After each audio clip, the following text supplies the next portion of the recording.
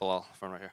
Obviously, this is a fight week that you've been calling for the better part of the last 2 years. So, now that fight camp's over and you're only a handful of days away from challenging for the undisputed welterweight title, like, what's the emotions now that you finally got this fight you've been calling for? Man, it feels great. Like I've been starving for this day. I've been waiting for this day forever. And just in general, I just love to fight. I've been in the practice room. I've been training for a full year, waiting. And once we finally got the date, it was locked in. Then camp went by so fast. It was one of the hardest camps we've had. And now it's fight week. We made it here. It's healthy. We're in Manchester. And man, Saturday night is going to be epic.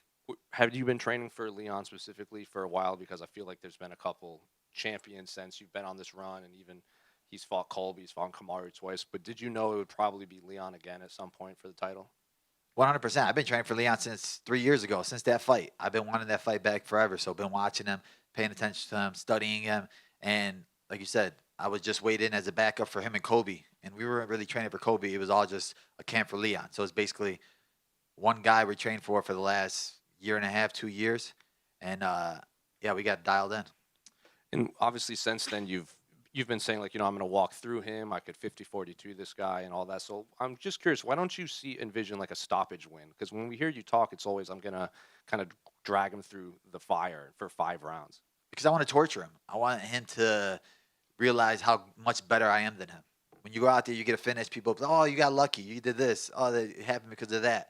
But if I go out there and dominate him and beat him in all aspects of MMA, wrestling, grappling, striking, jiu-jitsu, get him to the point of making him want to quit. That's what I want. I want to torture him. I want him to the point of looking at his coaches, and his coaches had nothing to say, and they walk away because they're embarrassed.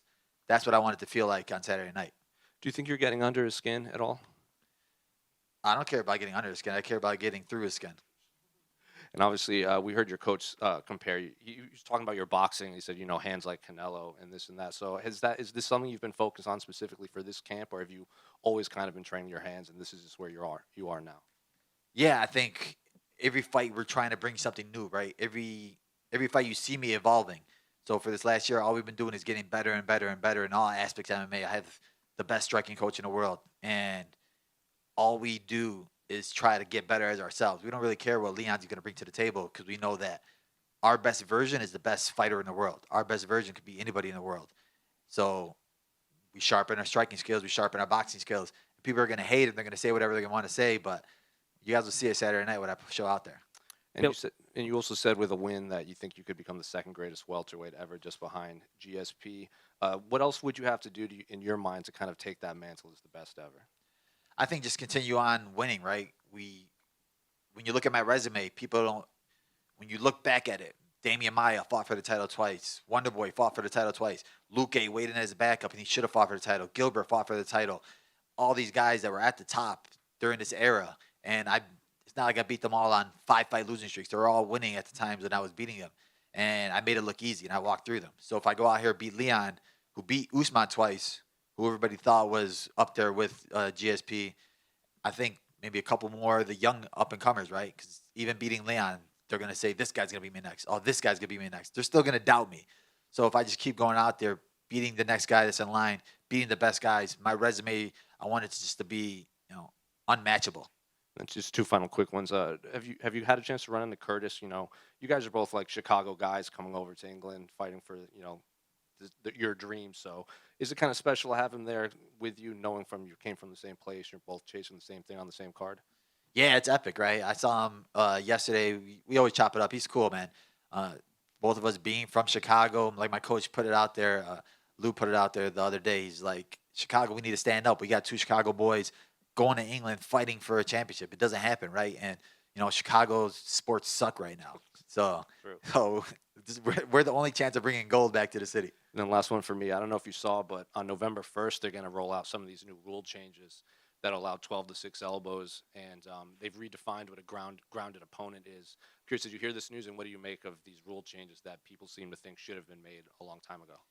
Yeah, I mean, I think the 12-6 elbow should have been a while ago. So I don't think it really make a difference. I think people, regardless, they throw in. It's just whatever the ref sees, right? If he sees that angle or he doesn't see that angle, the only person that I've ever seen throw a 12-6 elbow where it got DQ'd was John Jones.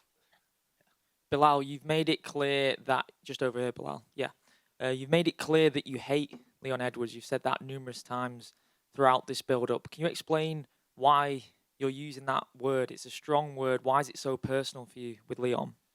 It's very personal because when you look at his path to the title and the way he did it, it's very similar to mine, right? He had to go the long road. Nobody was respecting him. Nobody gave him a shot. And then I took a fight on short notice against him. And he committed the foul. He injured me. And the fight got stopped because of that.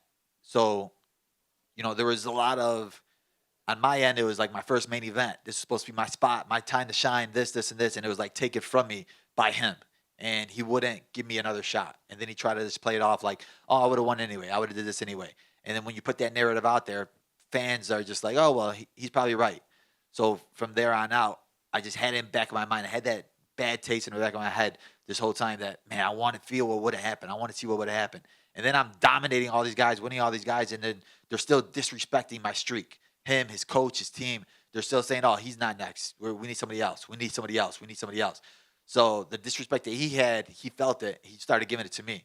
So that's what pissed me off. That's what's pushing me to hate the guy. That's what's making me excited to make him bleed, to make him break. You mentioned how your team has compared your boxing and your striking to Canelo. Do you feel like Leon and the UK fans are really underestimating your stand-up and are going to be surprised on Saturday night? Man, I really hope he is underestimating it. I've been underestimated my last 5 fights, and not one of those fights has been a close fight. Not one of those fights has been a hard fight. They've all been easy. And I said that Leon's going to be my easiest fight. So what does that tell you? The fans, the people, that they could say whatever they want to say. They could doubt me. But my team, my family, they know how hard I work. They know what we do in the gym. They know what we're doing behind closed doors. And those are the only opinions that really matter to me. How is it having Khabib supporting you as well? Because you mentioned that he's helped with the game plan for this one. I mean, it's always amazing, right? For a guy that I consider the Michael Jordan of the sport, the go to the sport, to like message me and ask me how I'm doing fight week. And I'm just like, bro, why you're messaging me? It's surreal still. But it's always cool. It's not like humbling, but it's just like amazing to see where we are now. Like my coach always tells me, enjoy the journey. Think of where we started, where we were. And when I always go back to like the Facebook memories, when you get those in your Facebook, and it's like 10 years ago, 12 years ago, where you were wishing for even being close to where you are now. So it's just being grateful for the journey and grateful for all the people in my life that actually want to see me win, like genuinely out of their heart. They want to just see me succeed, and they don't want nothing from it. Final one for me. Is that a tricky situation, though? Because Islam has made it very clear he wants to move up, and he's supported by Khabib. That would be 2 guys supported by Khabib. Be a tough spot for him in the middle, wouldn't it, if that was to happen? I mean, I would never fight Islam. He's my brother. So I think for myself, like I said, maybe there's 2 or 3 guys that are next in line after this fight that I think I win, and then I have a chance to move up to middleweight. So I'm never really looking that far ahead, but I think that he still got some fighters to fight. I still got some fighters to fight, and then we both can move up. Bilal, down here to your left. You mentioned obviously your deep-rooted hatred of Leon. We've seen fighters go into fights before with such hatred towards somebody, and it's affected their game plan. How are you gonna make sure that doesn't happen to you? I think it helps me because the last 5 or 6 fighters I've had, a lot of them were nice guys, like Wonder Boy, Maya, even Gilbert Burns, Luke. They're all nice, and you're trying to figure out ways to, fuel yourself.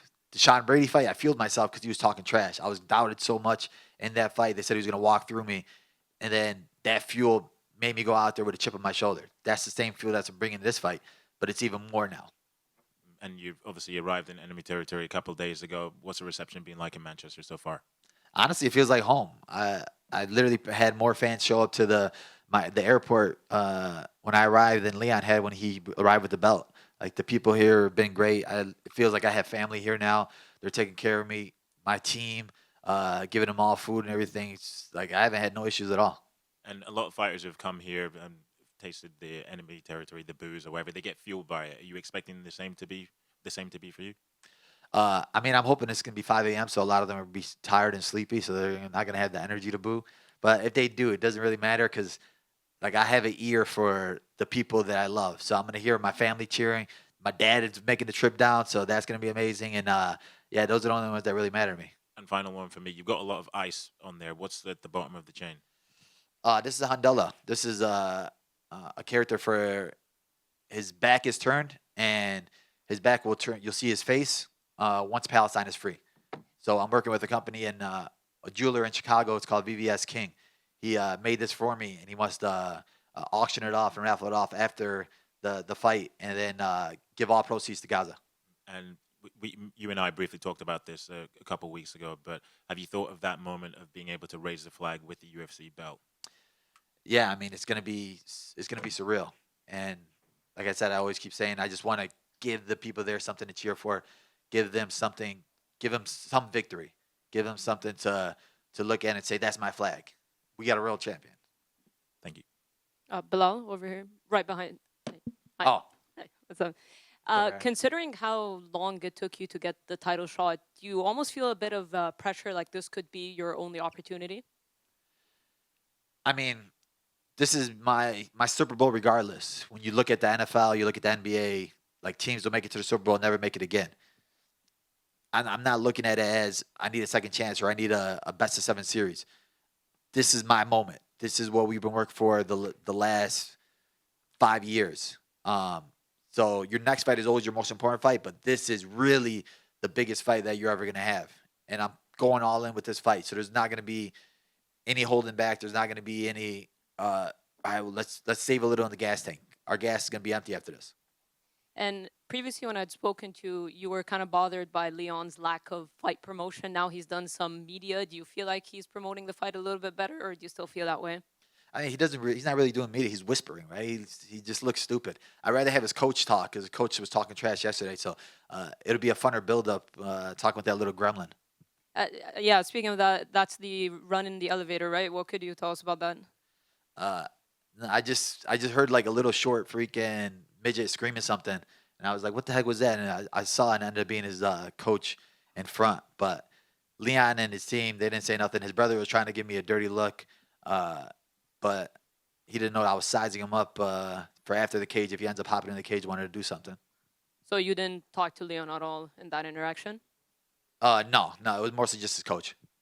All right, and one more from me. We obviously representing Palestine has been massive for you throughout this camp. We saw that clip on Countdown, that incredibly emotional clip. How did you connect with the kid initially, Jude, and how did you end up bringing him over to America? What was the backstory? It's been amazing, right? We work with PCRF, Palestinian Children's Relief Fund. They do a great job of creating cancer centers out there, but now it's a lot harder there to do that now. So now their goal is to bring families over there that are in need of medical need and bringing them to America. So they were able to bring Jude and his father. They lost their mother in the bombing as she was protecting him, and they brought 2 other brothers down, and now they're bringing other multiple families down for medical need. So like when Jude first came, he literally had like screws coming out of his kneecap because like his kneecap got dislocated. So they don't have no anesthesia there right now. They don't have any medical supplies over there. So they're doing everything on the floor, on the ground. So we had to bring him to America. And once he got here, we were able to give him medical help at the Ronald McDonald Center in Chicago. He was able to start doing rehab over there, and he's on the right track now. Now he's on the right track of what a kid's life should be. Kids, he's to buy him toys and see him playing, and it makes you emotional. Thank you. Well, given how long Leon made you wait for this rematch when you get the win, if you get the win, is it going to be sweet to, kind of deny him when he comes for that rematch? I mean, he hasn't earned a rematch. Who did you beat? You beat Kobe, who sucks, and then you beat Usman in the rematch. So there's really nothing that I think entails him for a rematch. And what I'm going to do to him, they're going to be like, bro, there's no point in doing a rematch. I'm going to walk through him, and they're going to be like, back to the bottom of the ladder. Leon, this guy was the champion? No way. This guy sucks. One of the things I feel like has rubbed you the wrong way is the way you spoke about UFC 300 and saying the UFC didn't want you in that slot. from your perspective, was that ever talked about as a possibility of you and Leon headlining that show? I mean, he's talking like he's a superstar. The guy literally goes in hiding after every one of his fights. People don't know who he is. I was walking down Manchester, like, who are you fighting? I said, Leon Edwards. Like, who's that? I was like, that's your guy's champion. No, we don't know that guy. Like, people don't know who he is. He doesn't promote himself. He doesn't talk. So for the UFC, they were probably like, nah, we'll wait till after Ramadan. So Belal has a full camp, a best camp, and we'll keep it that way. Belal over here. When you watch the first fight back with Leon and you look at now, how do you feel you have evolved as a fighter and how Leon has evolved as a fighter? I mean, I've changed. I'm a whole different person. Like, literally, that fight was 3 weeks' notice. It was after a Diego Lima fight. And, you know, a lot goes into short notice fights. So for me, that fight, I don't really care about watching that fight back because I'm not nothing like that person. I'm not nothing like I was the last year. I'm not nothing like I was last week. Every day I'm getting better. Every day I'm growing. Every day we're working. So the version I am now would kill any version that I was back then. Leon, it's basically the same. I think we've seen him the last 2 or 3 fights do the same exact stuff, and he's fought like the same style of fighter, right? Usman and Kobe are kind of the same. The Kobe fight was basically a freebie because neither one of them did anything. And then the Usman third fight was kind of, Usman wasn't the same fighter. So I think Leon got a lot of credit for that fight, but I think Usman just rushed back after that head kick, and he didn't have the same confidence and swagger that he usually does. And you mentioned Leon's previous fights being similar-based fighters. You are also a wrestling-based fighter. Where do you feel your style is different from the likes of Kamaru Usman and Colby Covington? I think I just have a higher IQ than both of them. I push a different pace than both of them. I've been saying forever that Colby's has cardio kickboxing, and he showed it his last one. It was just like UFC gym kickboxing. Usman doesn't keep a high pace. He has great pressure, great strength, but I do it all. I have strength, pressure, power, grappling, and I put it all together better than anybody in the UFC. Last one for me. You mentioned being the underdog in your last 5 fights. Why do you feel that fighters, bookies, and fans underestimate you? I just think that they want to see me lose because I'm going against their favorite fighters, right? The fan favorites in Wonder Boy, Luke A, Gilbert, and then they look at me and they see that, I'm just from a small gym in Chicago. I didn't start martial arts when I was 5 years old. I don't have a black belt in anything. I didn't wrestle in college. So they just assume that I'm supposed to suck. But nobody works harder than me. And people will say that and do this, but if you come and work out with me, none of these guys will push like I push. None of these guys see the game like I see the game and break the game down as I break the game down and have the IQ that I have. Best of luck, Belal. Belal, just down to you right here. There's someone who's been very critical of the fight in Conor McGregor. In the future, is that a fight that you'd relish to take, and is it a big money fight for you as well? I mean, anytime you bring him up, it's a money fight, right? But I don't know. If he's pulling out for a freaking toe to fight Michael Chandler, he'll probably pull out for like a broken nail to fight me. Thank you. Hey, Belal Black here. This is Priest. With a victory on Saturday over Leon Edwards, what is the first thing you plan to do with the belt? The first thing I plan to do with the belt is give it to my coach, Lewis Taylor. He's been with me since high school, and we started this together.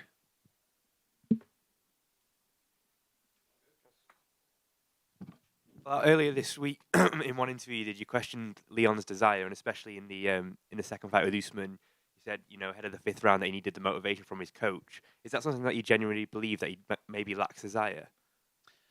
Yeah, 100%. Like, you look at a lot of teams, a lot of coaches, and his coach is more like a cheerleader. Maybe it's because his coach sucks, and he has no really advice, so he's just giving him more like hype words. Come on, Leon, you got to do this. And if you're a champion and you need somebody to hype you up and need somebody to, like, push you, you're not really a champion. Like, you don't belong there. I'm a guy that my coach needs to tell me to slow down. My coach needs to tell me to take a day off. Leon's probably one of those guys where his coach needs to stand behind him in the car beeping, like, come on, Leon, push a little harder. Let's jog a little longer. And they go freaking paint their nails afterward.